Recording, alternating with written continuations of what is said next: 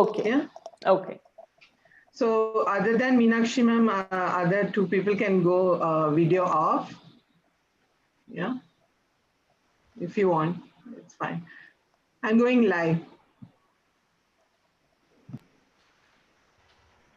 Good evening. Namaskar. On behalf of the founder president of Vidya, Mrs. Rashmi Mishra, and all members of the Vidya family, I extend a very warm welcome to each one of you to our 19th webinar session of the Vidya Knowledge Series under the vertical Skill Building. Thank you very much for being with us today. We hope you've had a peaceful and safe Diwali celebration with your loved ones, wishing you and your families good health, joy, and peace in the coming year. We hope the spirit of Diwali will dispel the darkness of recent times and keep all of you and our communities safe during the pandemic. I am Meenakshi Roy, former principal of Vidya School, Gurgaon. I have been in the field of education and school management for over 24 years. I have been involved with teaching both at the school and college level, implementation of the national and international curricula, strategic planning, faculty development, and program in charge. Now, as a member of the governing board of Vidya, my focus is empowerment of women and mentoring children. Vidya is a not-for-profit organization working for the education, empowerment, and transformation of children, youth, and women from the less privileged section of society through micro-level intervention. Vidya was founded in 1985 by our president, Mrs. Rashmi Mishra, and today we have 70 centers across the country with a presence in Delhi, Gurgaon, Mumbai, Bangalore, and Pune. I am proud to share with you that this year, Vidya is celebrating 35 years of service towards education and empowerment, and we have impacted 375,000 lives so far. Our dream is to see an India where every child gets quality education, every youth has an opportunity to succeed, and every woman achieves economic and social independence. Vidya has been working on nationally recognized grassroots level programs, including schools, beyond school, distance learning, computer training, youth management, skill training, women empowerment, social entrepreneurship for the less privileged section of society, initiating steps towards the green school approach that supports sustainable schools and environmental literacy. The journey has been studded with glorious milestones and unbelievable success.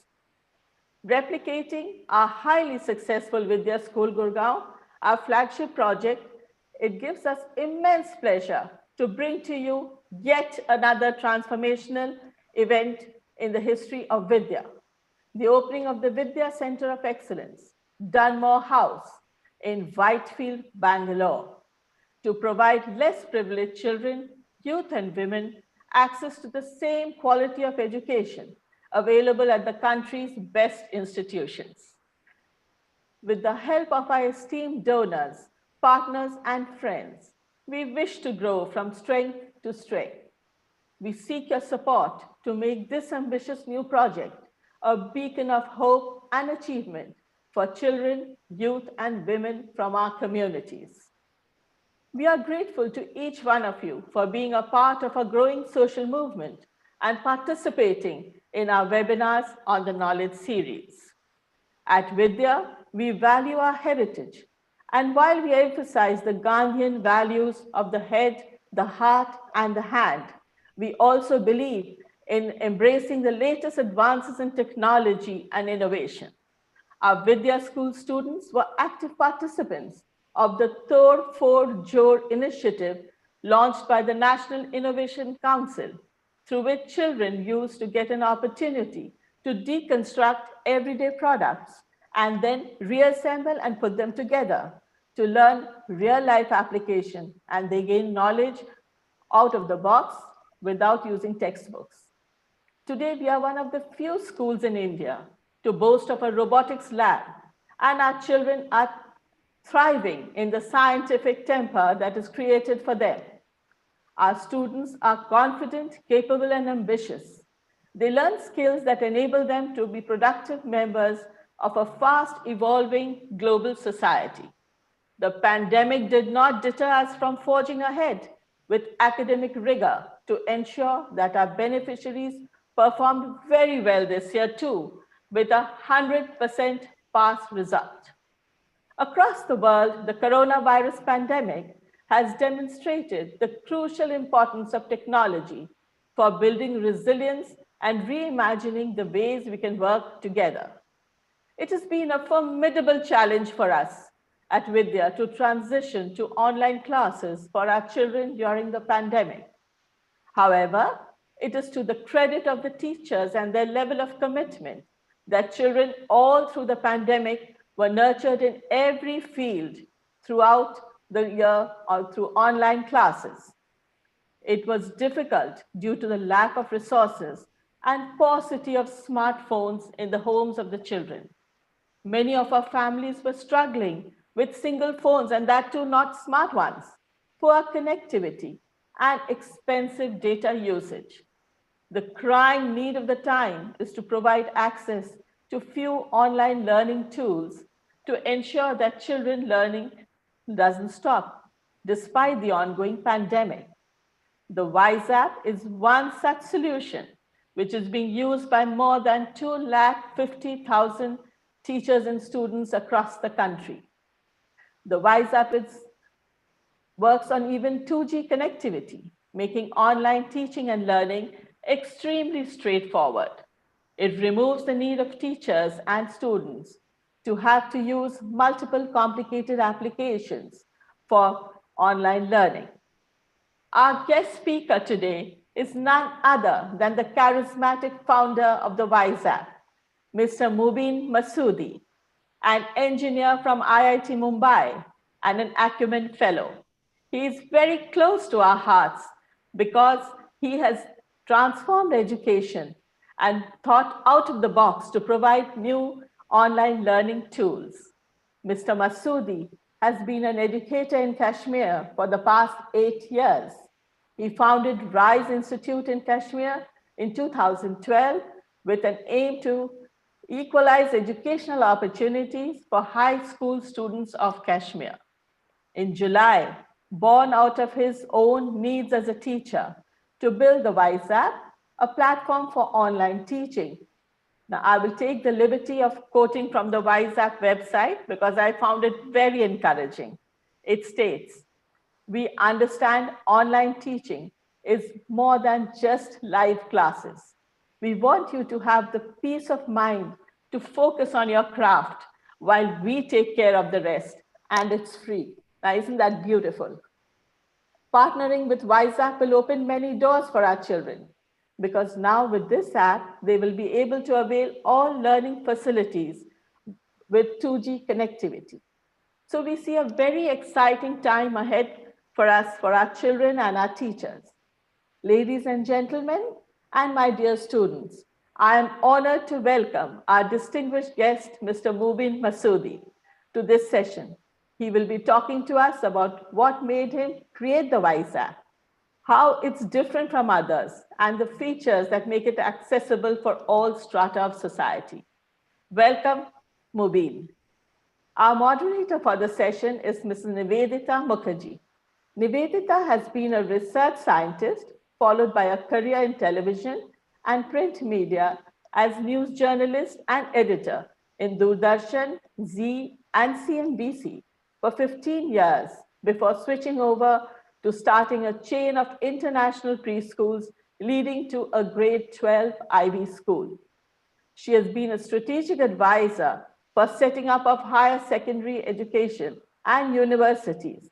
Currently, she is an education advisor and mentor to leadership teams of K-12 schools, higher education institutions, and EdTech startups.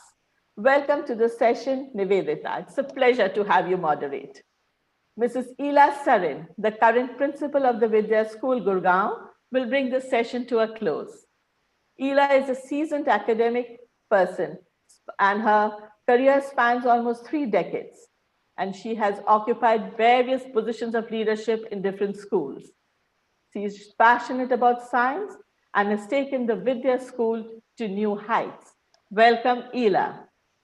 Before we begin the session, I would just remind you all of a few house rules.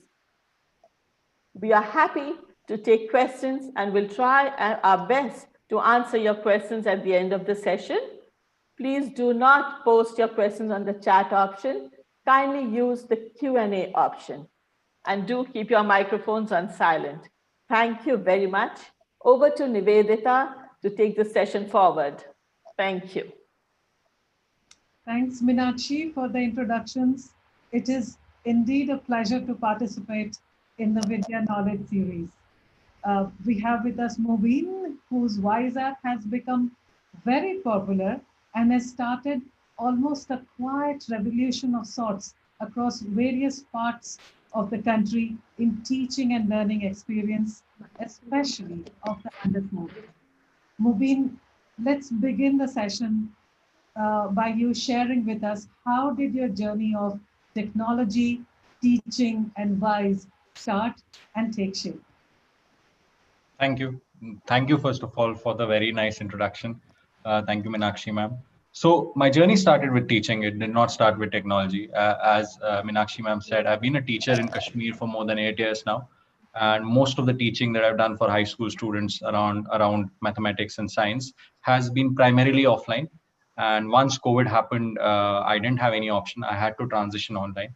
And despite being relatively more tech savvy, I realized that it's very difficult and complicated. Difficult in terms of figuring out what are the right set of applications to use. Zoom, Google Meet, Google Classrooms, like there are multiple options.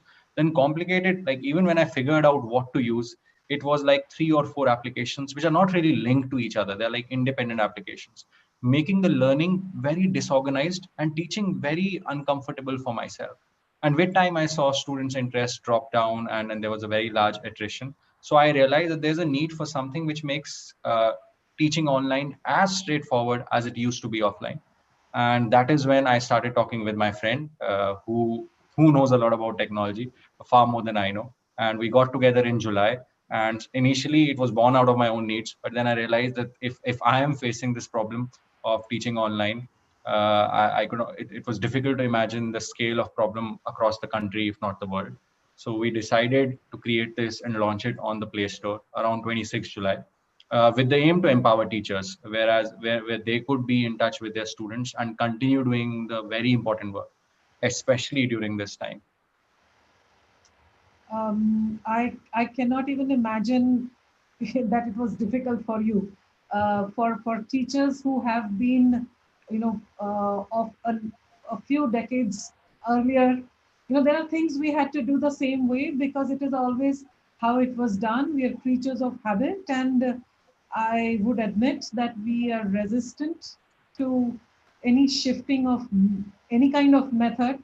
But pandemic has made even us teachers who have been resistant to change do different things differently. A lot of us teachers were not using tech tools in the classroom, but now we have no option but to hand a device to every student, and teachers and parents just have to provision for it. Teachers have to learn for it, parents and society has to provision for it. So we have got less wary of handing out a device or using technology. A lot of it also because we know that students of all ages need it and they can handle these devices. So one of the big questions that is in all our teachers' minds is what are some of the important expectations of a teacher that are being met by Wise app, and how is this app going to be useful for teachers and students in the long run?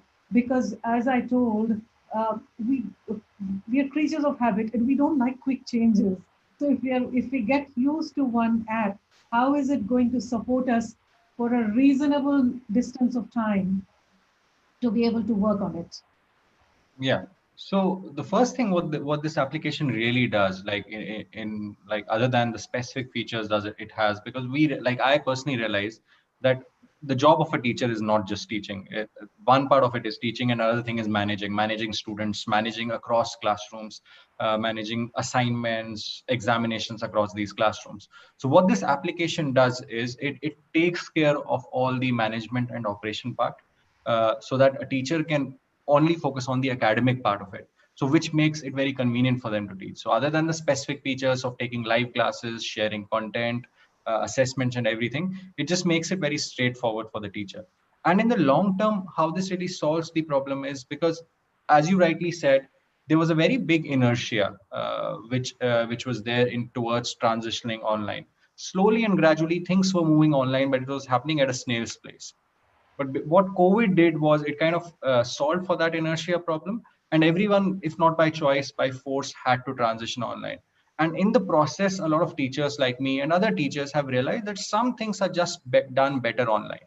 It could be testing, like testing could be done far better online. You could give analysis or personalized reports to each and every student, which is very expensive and almost impossible in offline. So I think that is how this would help in the long term.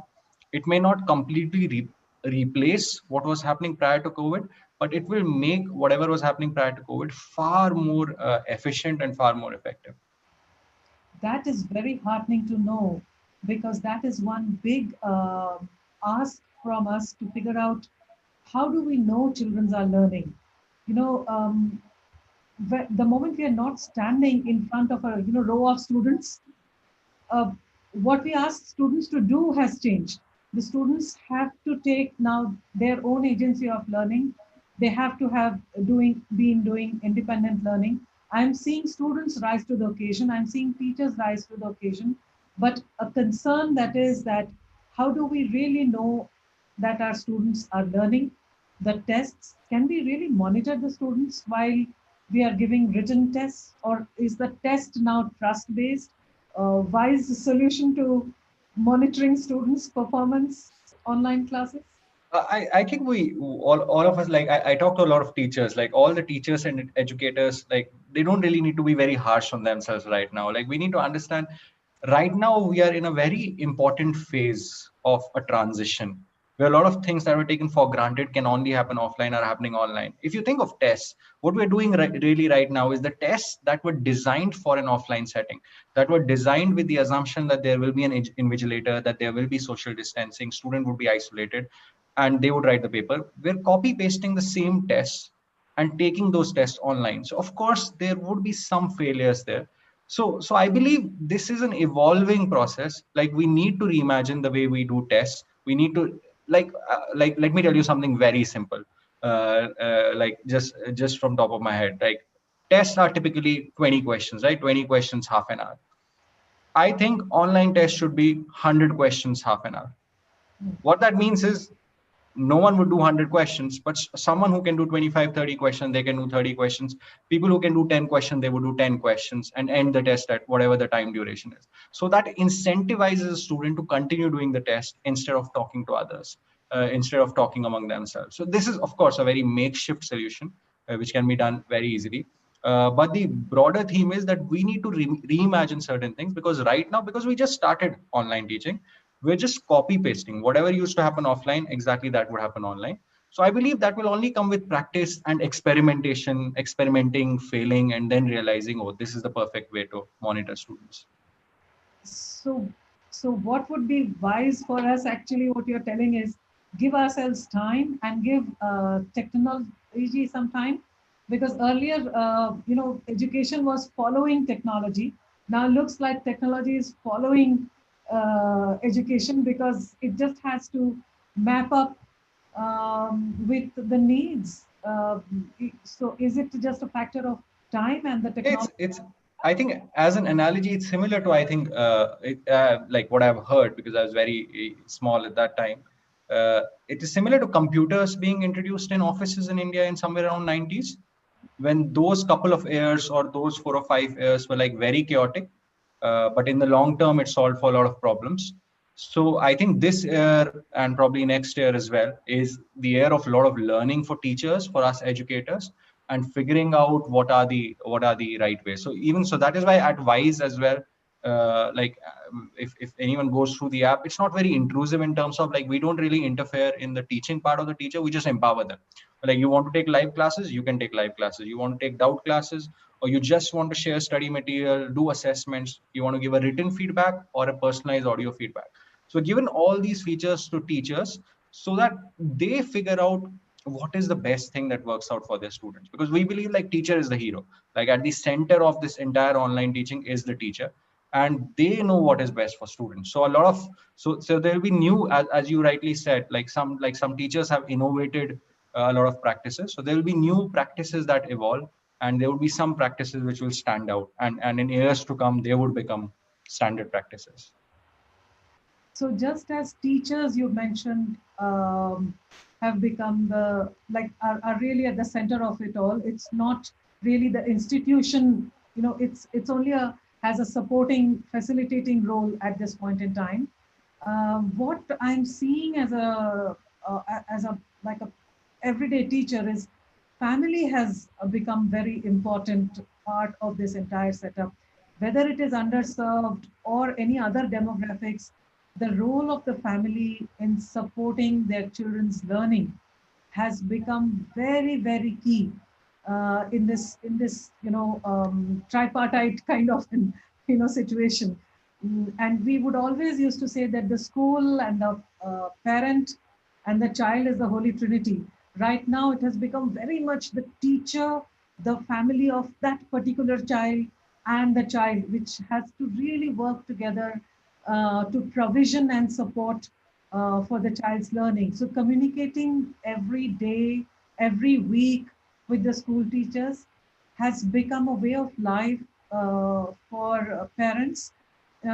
Families have Some families have resisted communicating with teachers, and some families have gone overboard communicating with teachers, both of which have now found a balance because there is a need to, it's not just good to have, but it's a need to communicate. So video conferencing, virtual home visits, PTMs during the workday, flexible learning schedules to manage parent oversight, access to device.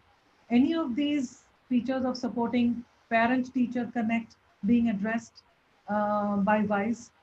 So we've not done anything to address that, but we do realize like the broader theme of what has happened in the past few months is that families, because now education is happening at their homes, families have gotten involved, which is a good thing, like irrespective of technology in the longer term, because I also understand like the three core aspects of education would be teacher or the institute on one side, student who's gaining from this experience, and a parent who wants to have an oversight as to what is happening and is a very key stakeholder in the progress of their child.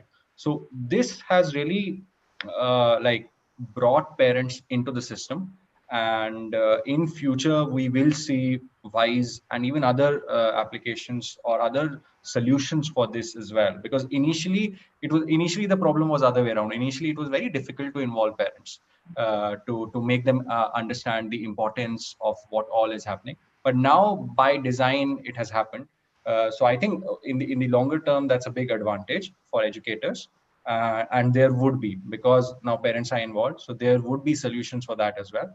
But right now, what we have done is we made reporting very easier, because earlier parents would just get marks, right? This child has got 25 out of 30. But now it could be more granular. We could tell them, because now it's happening online. We could tell them your child is good in these type of topics, they're not good at these type of topics. So if you are looking for additional help, we believe that your child should get additional help in this topic. And because it happens in an automated manner, it becomes possible as well, because if a teacher is responsible for, let's say, 40 or 80 students, it's almost impossible for them to go to each and every student and at a micro level understand what are the needs of that particular student. So I am wondering if this is because our demographics, Vidya demographics, is specifically for the underserved children. So would we be able to get a kind of a analytic data out of it, that okay, these group of children will need additional language support, or these children will need additional math support Yeah. in these concepts?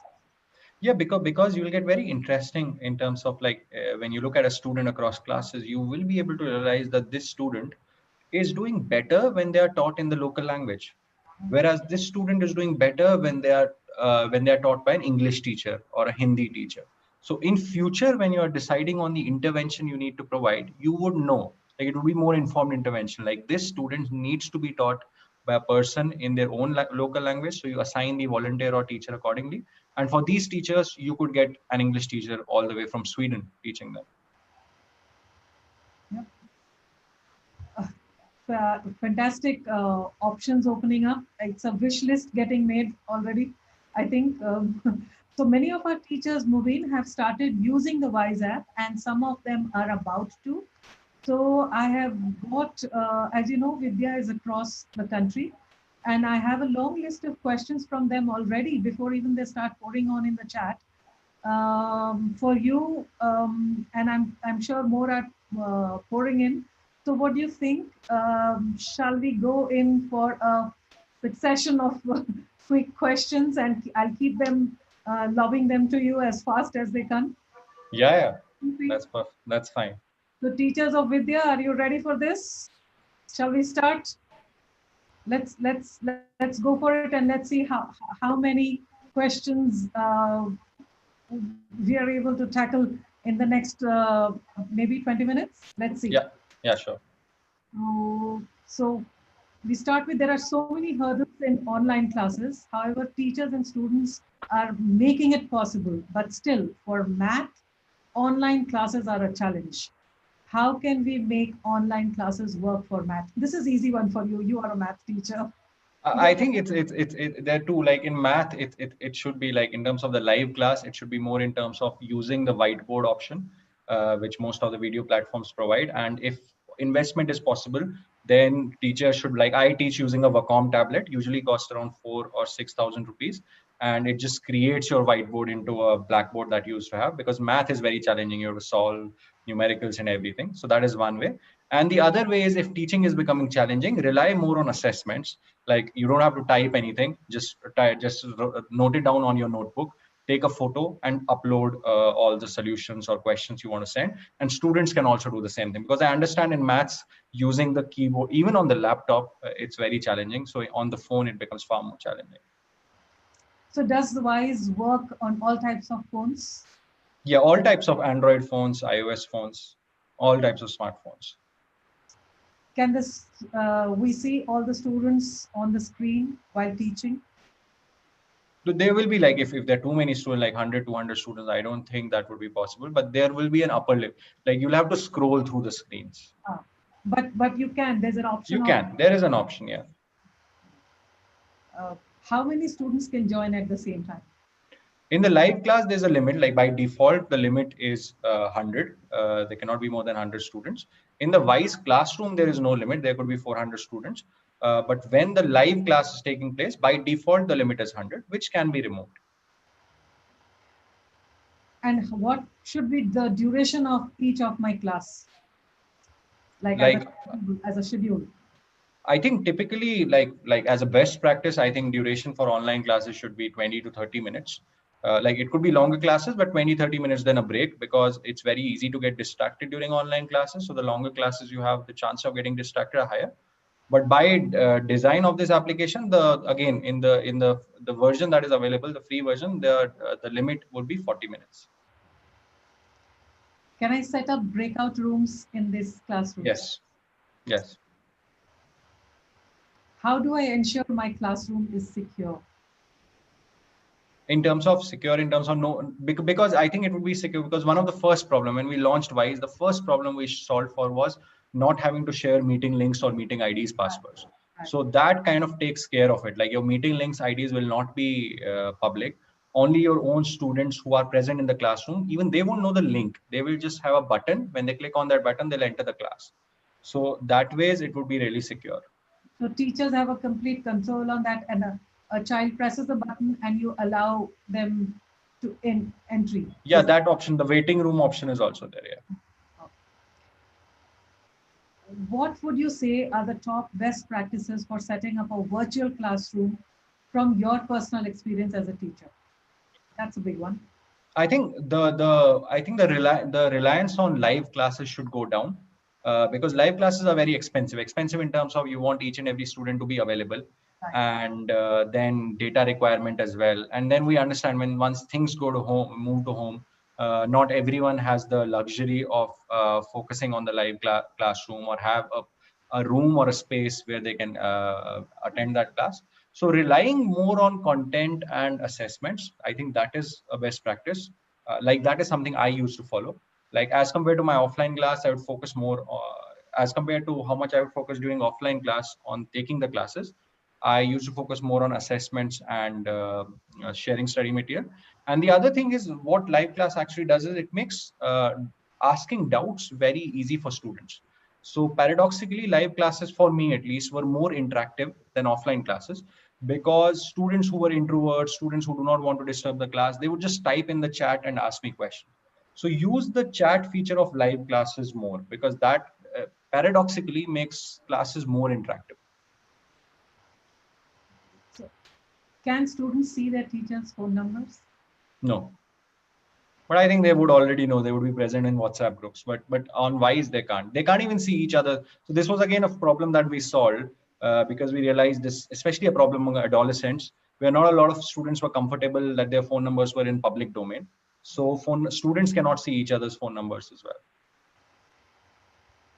Is this app available on laptop, desktop, tablet, or only mobile?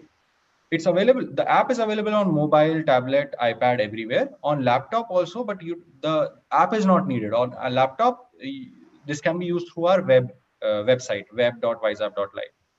Perfect. We will link all of these in our YouTube later. Yeah. So can teachers mute or remove anyone from the meeting? Yeah. Does the app size increase if we add more assignments? No, so that's what we offer cloud storage because we realize that once teachers start sending study material, content, notes on WhatsApp, it was eating away students or their parents' phone memory. And the problem was compounded when one device was being shared across 2 or 3 siblings. So this remains on the cloud. Students don't need to delete anything. Teachers don't need to delete anything. From 1 year from now, 2 years from now, 10 years from now, it would be there. Is the personal data of the student or the teacher protected? Yeah, this has like, it's not a social media platform, so we don't have anything to do with personal data. What level of technical knowledge do teachers or students need to have to be able to use this? Especially for Vidya children, it's a very, very relevant question that our teacher has asked. I think for this app is very straightforward to use, but especially for even more for students, it is very easy to use as compared to other applications. But that being said, like students should know how to operate a smartphone. Like they should know that. And even if they don't, like if they're not that comfortable, like then the first week could be difficult. But after that, it's just a click of few buttons. And same for teachers, like teach. And I think right now, because like the advantage we will have right now is because I believe that teachers would be using like they would be using far more complicated things, because they would be using a combination of Zoom or Google Meet, Google Classroom, WhatsApp. So for teachers, it would be the other way around. Like they will find it easier now. That's heartening, because first a lot of hurdles we had to manage because our teachers come from across the country. We have lots of volunteers who are teachers and who are very, very effective teachers. But the hesitation of doing an online class is something that they. So, is there a demo site for walking our teachers through this? Yeah, we have like on our YouTube channel, we have videos in English as well as Hindi, how to use this. And yeah, and we also organize webinars where we can do hand holding, like there's 40-50 minute webinars where we can explain step by step how to use this and what are the best practices as well. Are there any specific advantages of using this app versus any other app which I think the primary advantage is that it is holistic in terms of if a teacher is using or a student is using this app, they don't need to use any other app. Like everything, right from taking the live class, maintaining the schedule, and talking to students across batches, happens at one place and in a very organized way. So the second advantage, it's very organized. They don't need to do anything, but by default, it's designed in a way that it gets organized across classes, and within those classes across activities, live classes, resources, assessments. So you actually have like section 1A, B, C, D you can have, and then you Yeah, can, yeah. So it's unlike Zoom where it is just a single account where you just yeah, create meeting links. yeah. This is very similar to offline. Like in offline, you have different classrooms. So here a teacher will create. So if I'm a math teacher of class 8, 9, 10, so on the Wise app, I'll create 3 different classrooms, class 8, 9th, and 10. And they will have their own set of students. And when I go into class 8 and do anything there, only those students will be notified. Class 9th and 10 will not be disturbed. And similarly for students as well, because as a student also I will be taught by 5 different teachers. Because what happened with students, like some of my students who are being taught by other teachers as well, like I used to have a class and they were like, sir, we can't join your class, because they were clicking on a link sent by some other teachers. Because every day students would have 4 or 5 different links sent from 4 or 5 different teachers. So we solved that problem and had very organized across. So typically it is like a virtual classroom or a virtual institute setting. Right. So if I come from a grade 9A, I would have a 9A link and I can attend the 9A class. Yeah. So you'll have like, as a student, you'll have like 4 or 5 classes: grade 9A science, grade Correct. 9A math, grade 9A English. So you want to attend English class, you click on the English class and click on join class there. Like instead of figuring out which is the link sent by my English teacher. Right. And similarly, it will be on the other side for the teacher also, that Yeah. teaching 9th grade, I will go to the 9th A class. It's actually like entering through the portal of the school. Yeah. Like I want to give a test to my class 9 students. So I open the app, go into class 9, create a test paper there, subjective or MCQ based. So can we prepare test papers using this app as next question? So you can't really prepare question papers, but what it does is, because we realize a lot of objective tests were happening in Google Forms. So what you could do is you could just bulk upload. You don't need to type because it's very complicated. You could just bulk upload a PDF, or simply, if you have written question paper, just take a photo and upload that, and automatically an OMR sheet gets created. Okay. So and you can schedule it. You can say it's scheduled tomorrow 2 p.m. half an hour, and have negative marking, positive marking, whatever kind of marking you want to have. And because this is happening online, immediately after the test, student will get their marks. Teachers will get a rank list or a grade list of the entire class immediately after the test. And not just that, we also give important information to teacher. Like we'll tell them, first question, entire class got it correct. There's no point revising this topic. Second question, only 10% of the class got it correct. So if you're thinking of taking a doubt class, this is what you should. Maybe your students may not tell you, give you this feedback, but you really need to revise this topic. And same for a student. Like I've got my second question incorrect, but the entire class has got it incorrect. So it is a difficult question. Third question, I've got it incorrect, but everyone got it correct. So that ways it gives you more information than just the marks that students have scored. So actually, when we are devising remedial classes or revision classes or exam prep classes, are you saying that this will give us clues of, okay, if I'm doing revision, I should do revision of this portion more? Yeah, because again, this is the advantage of using technology, because in offline, it was primarily based on memory of teachers, Yeah. or in some cases, they're very dedicated teachers, they would tabulate it somewhere. But here you can just scroll through the list and you would know that in math class 10, when I was teaching, when I took the test for quadratic equation, the score was abnormally low. So if I have to revise a topic, might as well start with quadratic. That is just great, because grade 9th, 10th are starting with their pre-boards right now. And my constant discussion with the teachers is on which topics we should revise, because this whole year has been a bit of a difficult situation in terms of how much syllabus we have covered, how much we can revise, can we spend time on revising.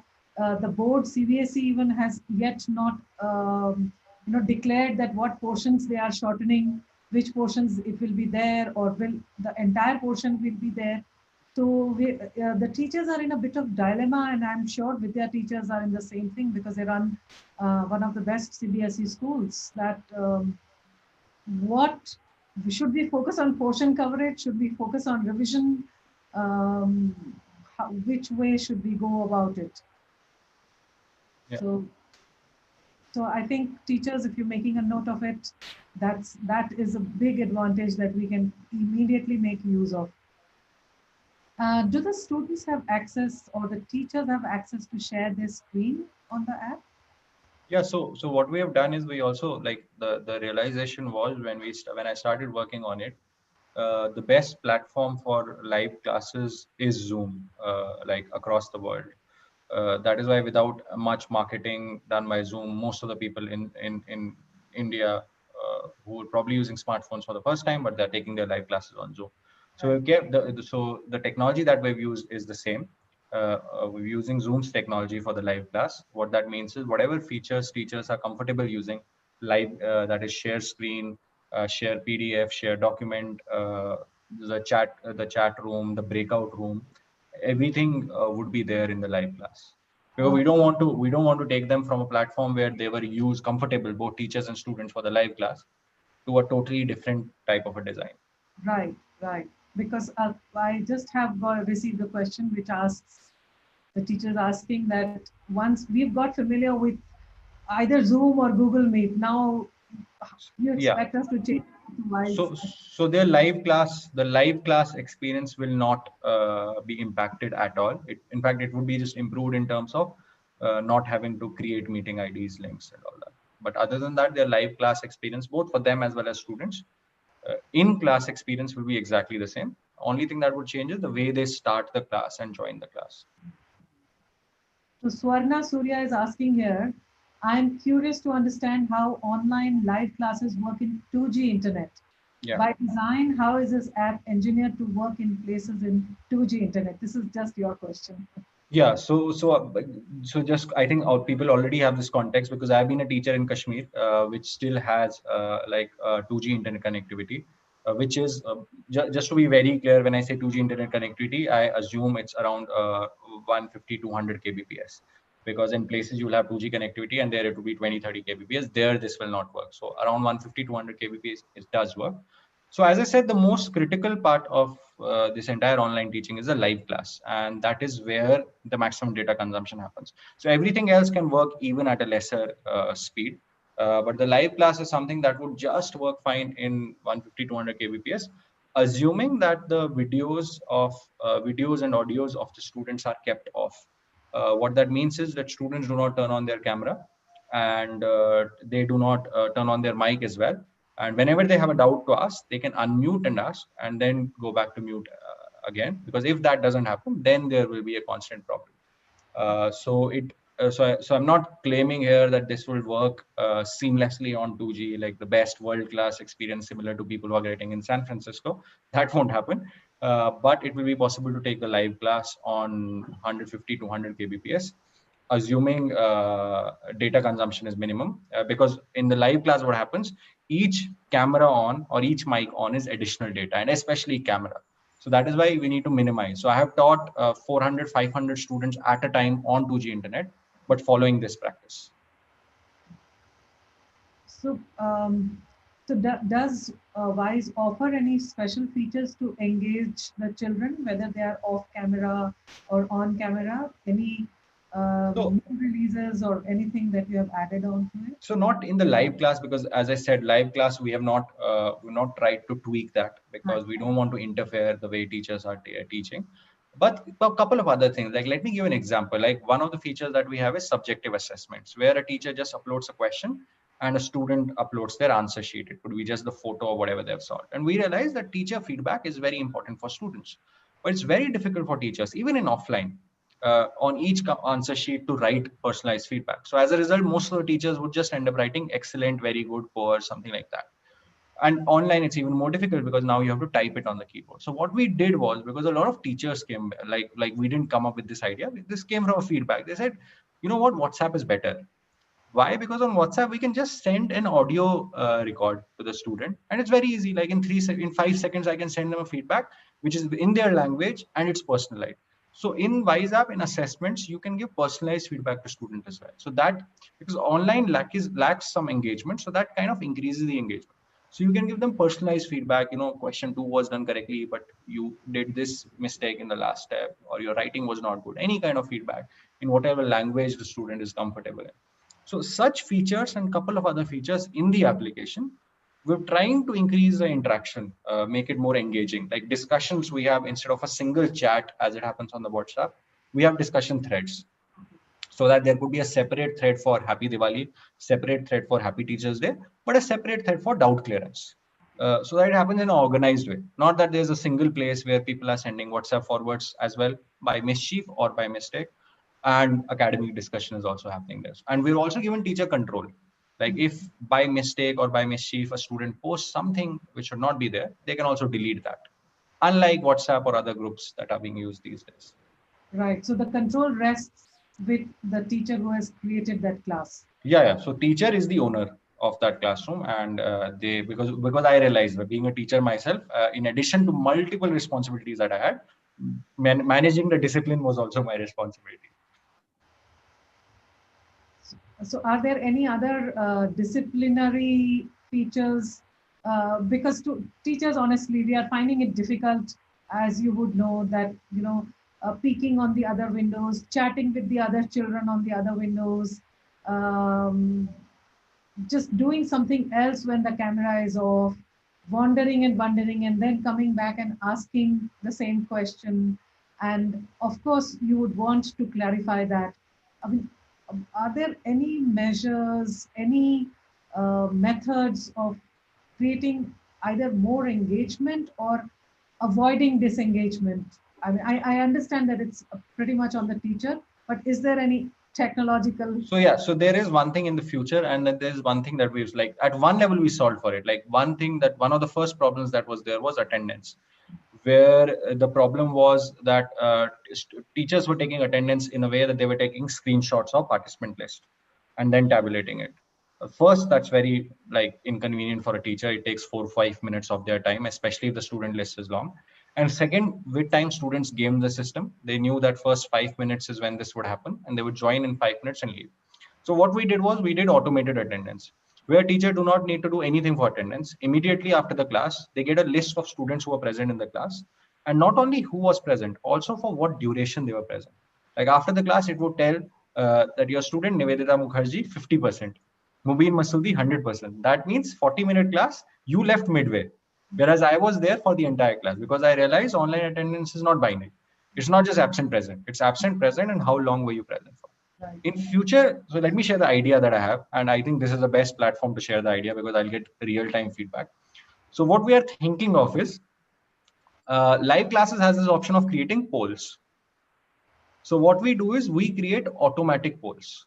After 3 minutes, there is just a question. Are you on the screen? Yes or no? Every 3 minutes, there's this question that students see. They click on yes, that goes away. So students who are not on the screen, students who have opened other window, they will not see this poll. So after the class is over, we can see which student answered all these questions. That was the student who was actually present. Which student was, it's showing like I Mubeen Masudi 100%, but I've not answered any of those questions. So I just joined the class and opened Instagram or whatever application. So this is just one solution. So we are thinking in these terms, but let me be very honest. We want to be very incremental about it, because I realize like it's not like we've not created an application for business in terms of for business owners, for people who are running who are selling something in the kirana shops. We're creating something for education, which is very critical, where we can't fail. Like, because I know, like, if I as a teacher I'm using something and that product fails, I will never use that product again, and I'll never trust that product or the designer of that product. It's a very harsh, but a market which relies or an industry which relies on trust. So that is why we're testing these features. We're discussing with educators like you, and then in like attendance, we're sure percentage attendance is a very good idea. This we are also almost there, sure that we should release this.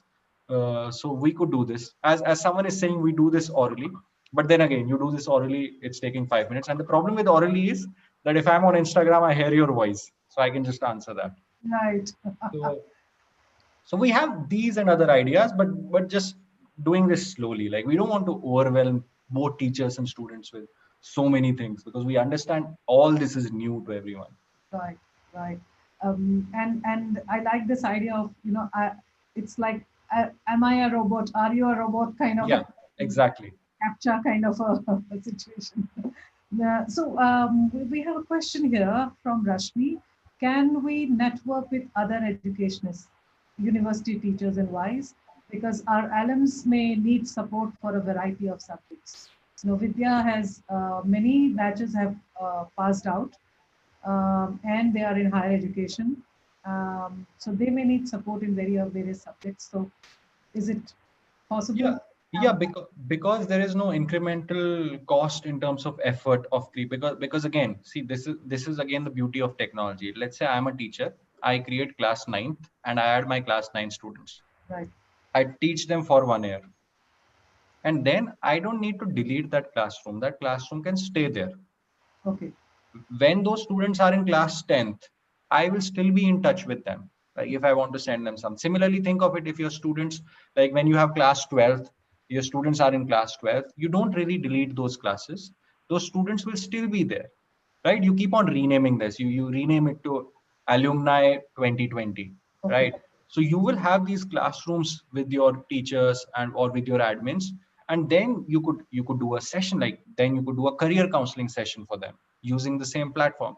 You could send them any material, any information about any scholarships or programs or fellowships they could apply for. Because that's again, that is just an inherent advantage of doing this online because the record or data remains preserved. But that's this inherent advantage is a big time advantage. I think this has to go as a banner on your website, because continued support to students and continued connect with students is a thing which schools offline, some of the schools do and some of the schools may want to do but are unable to do Yeah. for reasons. So Yeah, you, and here it just happens like they don't have to do anything because I realized on a similar note, I was having a conversation with a principal of a college in Bangalore who are using Visa, and they said that we've been trying this for past 10 years. Like this is a very simple thing that we ask our professors to do. Just create a resource library of whatever you're sharing with your students, because next year when a new teacher or a new volunteer or a new professor joins in, it's very easy for us to onboard them. We can give the resource library, maintain the continuity and the quality of the class, the academy, the instruction that we offer. So right, that could be helpful for you as well, because now all the study material, all the assessments are getting shared, and 1 year from now, you effectively have a list of the chronological order of what resources are shared, what assessments are shared. So next time when you have a new volunteer coming in, their training with regard to content becomes very easy. You just have this ready-made content and assessments, which I believe you already have, but in an organized way where they know, okay, this goes in the first month, this goes after this lecture, and this goes after all the coursework is done. right, right. So we can also obviously record all these questions, all the lessons as well. Is that a provision for, The like, live classes, you mean? is it possible? It is possible to do that if the teacher is taking right now. I'm not sure of the future whether we'll have that feature. In right now, if a teacher is taking the class from a laptop and not their mobile phones, then they can record. Okay, In mobile phones, we don't have that feature yet because that's slightly expensive to do that. okay, okay. I have question here. Does the okay? Can you explain a little more about how the testing or exam features in this app work and are effective?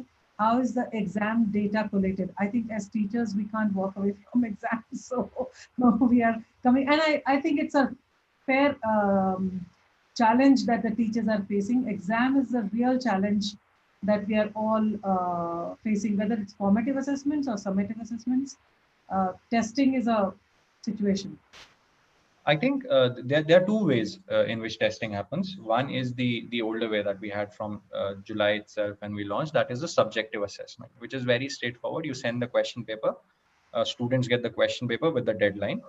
They solve it, take a photo or upload the file, and you get all submissions at a single place. And students obviously cannot see each other's submissions. You can see all submissions, and then you can give them marks, and you could also give them, as I said, recorded audio feedback. So that is one way to do it, which takes time. This is primarily good for subjective tests, but most of the cases teachers are using this for homework other than exams.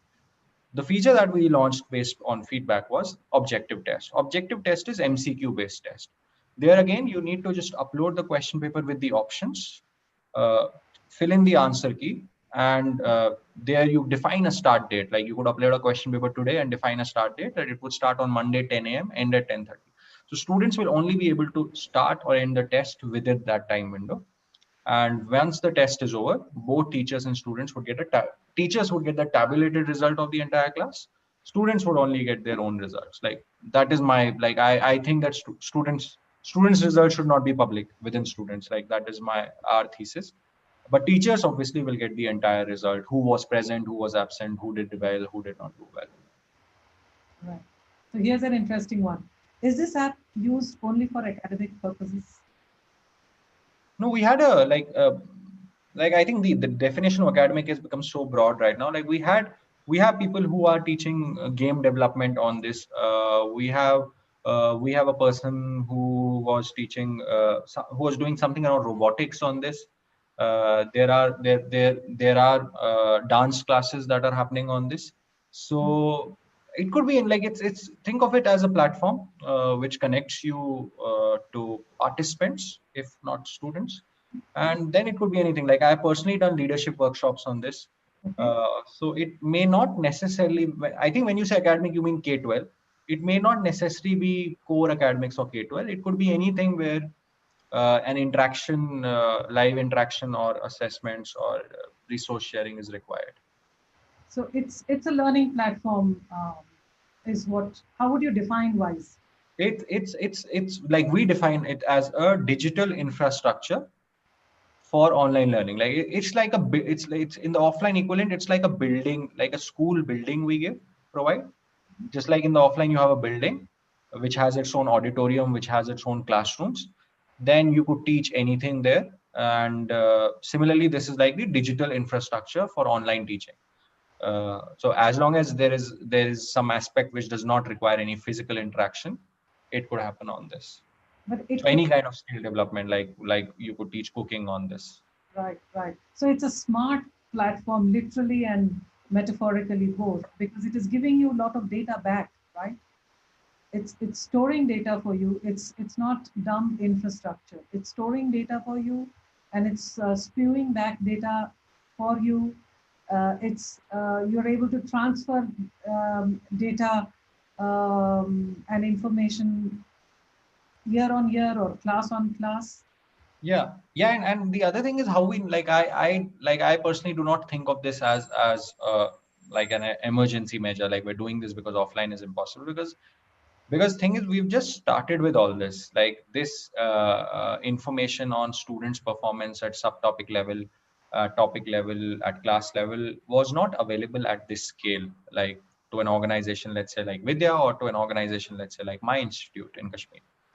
So the possibilities of how we can use that data to improve students' learning outcomes, like we've not even explored all of them yet.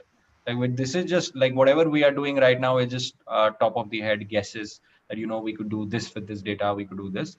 But I'm sure that there are multiple things, like possibilities of this, which we'll figure out in coming time gradually. Right, right. There's a so this is a almost a wish list. Disha Kakkar has asked. She's an art teacher, and I am facing problems as some students do not come on screen, so I'm unable to watch their drawings. So what to do? As I always ask, are you there? you know. So for an art teacher, I think, is it close to what a maths teacher faces? Like, because it's complicated. I think again it's just we need to think in terms of, like, based on my limited understanding from this question, like the person is interested in seeing the drawings of their students. Yes. So I think the way, because again it happens in that live class within that 1 hour, so there's a time bound, everyone has to Right. be at that. So I think like the live class can focus on facilitating doing this, students drawing this, but in, like, they could use the assessment tool or some other mechanism to actually have a look at these drawings and then give them feedback, because then it could happen asynchronously. Like someone, a small child who was in the mood of doing this at 2 p.m. submitted it at 2 p.m. someone submitted at 9 p.m. with the help of their parents, like, which is fair at that age. So I think like those are some things that need to be thought of, like, because again, live class is like super expensive. And when I say expensive, I don't mean in terms of data, in terms of everything. There's too much, there's constraint of time, there's constraint of surrounding and everything. So that is why to distribute this asynchronously is I think a better option. So, Mubeen, I was wondering, you have been a teacher for a long time, you have incorporated this, you are constantly navigating through issues. If you were to offer some top tips um, of current situation, running virtual classes, which would help us across to keep in mind when we are doing live classes and we are struggling through it. What would be some of your top tips for us to keep in mind? I think that's a difficult question, but because even I'm figuring, like I'm also looking for tips on this most of the time. I think it's in terms of like there are some inherent advantages of doing this online. Like it could be, like as I said, paradoxically, it becomes more interactive. So earlier teaching used to happen for 3 hours, or from a student's perspective, like a student-teacher relationship would not be more than 40 minutes during the day. Like for a particular teacher and particular student. Like the advantage of online is it could be 12 to 16 hours. So you could do a lot of interesting things in terms of sharing content, in terms of sharing videos, which may not be directly core academic, but generally related to academic, or maybe even not related to that subject, but something interesting that you would think students would learn from. So I think those are my tips, right? Like think of this, that the opportunity of interacting with the students has increased in terms of time. It has decreased in terms of the intimacy, but it has increased in terms of the time. And that, like that, we can use that to provide more content to students, interact more with students, and then focusing more. Something that I said earlier, that one thing that has worked for me is focusing more on teaching tools in terms of other than actual teaching, in terms of focusing more on homework, like giving them more homework than you would normally do, giving them more assignments, taking more tests, shorter tests, like instead of taking 20 a test of 20 questions, take test of 4 or 5 questions, but more regularly, and probably reduce the burden or need of live classes. So I have a question here, which is very closely linked to your these tips. Is if you would, how would you do this in rural areas? You have taught in Kashmir, so I guess the likening of rural areas to Kashmir will be both access to internet as well as overall general support system around. So, uh, is there any transferable skill that we can take um, for making it learning through this app in rural areas? I think, yeah, because in general, like with regard to online, like to share my example, like when in April I figured out how to do online teaching on 2G internet, like before WiseApp, using Zoom and some other tools. So I just tweeted out that I'll be teaching class 10 students free of cost mathematics in J&K, and within 36 hours I had like 1,200 registrations. So I taught 500 students at a time by buying Zoom licenses and all that. And I noticed, like, which in hindsight is very obvious, like I had more students from rural areas than I would typically have when I was teaching in Srinagar in offline setting. And something more interesting, I had more girls in the classroom because especially in a place like India, like for cultural and safety reasons, girls are discouraged from using public transport beyond certain hours. So they would go to schools but not to tuitions. So typically, if my class had 10 to 20% girls, in online it was almost 40-45%. So I think those are the advantages that come with this. And with regard to rural areas, like we need to think of this like what were the disadvantages students from rural areas were facing in offline? Like what could they not access because of geographic constraints? Like can we open that access now? Right. Like if can we stream, like instead of taking a live class, can we stream a movie for them, which they were not able to do earlier because of the geographic setting they were present in. Like thinking in terms of that, like what, like just taking a step back and thinking like when we, like forgetting online, when we were in offline setting, what was our wish list? Like, can we do these? Because now it has equalized.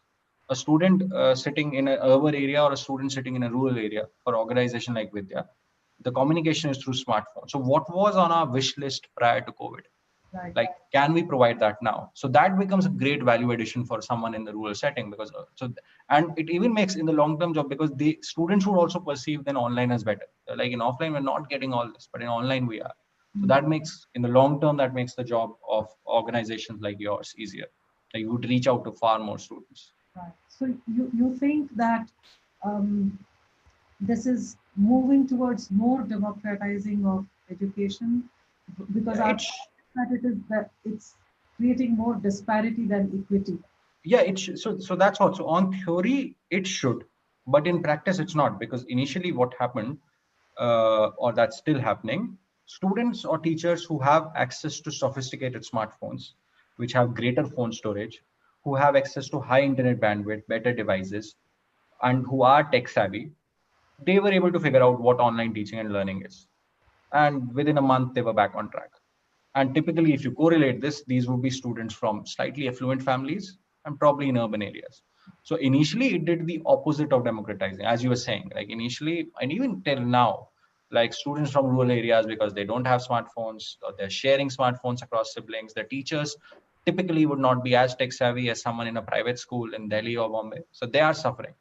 And but in the long term, it is supposed to be like long term.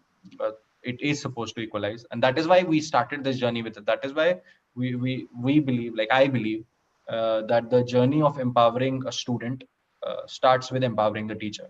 So if we empower the teacher, if we empower the educational institutes towards reaching out these students, then these students will be empowered, and that is when we could equalize the access to opportunities, which was my vision when I started in Kashmir, and which is my vision. Same, like in a funny way, it is the same vision now as well. It's absolutely wonderful to hear that. So, wise as you envision it, what is, how does the future look like? How does it tie in with the future of education in the coming years? As you know, Vidya is, I mean, we aim at empowering through education. That's the transformation we want to bring. Yeah. We educate the women, the youth. So how does the vision of education get tied up with WISE in the future? See, I think like one of the things that I've realized with regard to education is that teachers are very important. Like no matter how amazing content you have, how amazing assessment tools you have, you need to have a teacher who motivates the student. Like that is very critical. So in this phase, if we get our students and teachers very comfortable with this new age of learning and teaching, then it's also like organizations like Vidya who would have some funds, no, like not infinite, finite amount of funds, would always be restricted in terms of providing. Like it would be very difficult to provide the best quality teachers or to provide training for each and every teachers all across the country. Right, that would be almost impossible. But what online really does is like you have teachers working with students. There will be many teachers who are working with languages, right? Who are working in terms of improving English communication. Let's say that, and you have students who reach to class 10th and their English communication is very good. But now you want to take it to next level. Now, my suggestion would be get a volunteer, probably an Indian origin volunteer, who is settled in England or who's settled in US. Next, he or she should teach them communicate like in vocal English. That becomes possible once we have made our teachers, our mentors, and our students accustomed to online learning. And similarly other fields as well, like the new skills, like because what we realize that there's a demand diversification. In addition to academics, we need to teach our students designing. We need to teach our students web designing, video editing, coding, which is the new fad, and all those things, right? So this kind of opens that, because it's, think of it like Netflix, right? Earlier we used to rely on, for movies we used to rely on theaters, so we just had to consume those mainstream typical movies which had their own defaults. But now with Netflix and Amazon Prime, what has happened is we're seeing really quality art. like which was not possible because that was not mainstream. So what this does is this kind of opens everything. Like it will not be possible for an organization like Vidya in an offline setting to focus significantly more beyond academics, but this could be like a supplementary tool where you could provide, for 5 students you could provide a coding workshop, for 10 students designing, for 10 other students something else. We're looking. I think Vidya and Wise. It looks like there are many points that we are going to connect in the future. Um, you know, talking of movies, reminds me from Lord of the Rings, the dialogue. Samwise Gamgee, he said famously, "There's some good in the world, Mr. Frodo, and it is worth fighting for." Yeah. Uh, uh, take it away, Ila. I'm sure you have many stories of Vidya to share with Mubeen, and I'm very very looking forward to working. You know, as for all of us to work with Mubeen in the near future and the long term as well. Take it away. Thank you, Nivedita, and thank you, Mubeen, for, our teachers, when they tried the WISE app, there are lots and lots of questions, answering them all patiently. And as Nivedita rightly pointed out, the story of WISE application very closely relates with the story of Vidya School. The circumstances of not having the luxury of smartphones and the key issues of connectivity matches our situation too. Vidya School, the flagship project of Vidya, is an award-winning CBSE affiliated K-12 school that provides holistic education to 1,000 plus less privileged children. Our philosophy of education is experiential, and learning should be related to immediate and existing transformed environment of the child.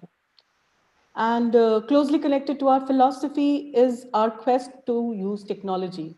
Already, even before the onset of the pandemic, we used to encourage the role of technology because we have a language lab to encourage children to learn English, which helped them in many ways. We already used Khan Academy and other platforms to ensure the learning gaps that children had in their knowledge.